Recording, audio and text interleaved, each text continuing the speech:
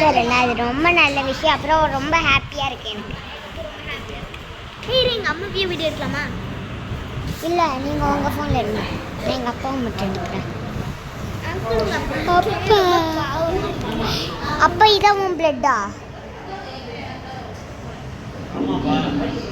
எங்கள் அப்பாவோட பிளட்டு மூஞ்சில் வச்சு மூஞ்சில் வெடிக்காது. உங்கள் அக்காவை எடுக்க சொல்லு. தூரம்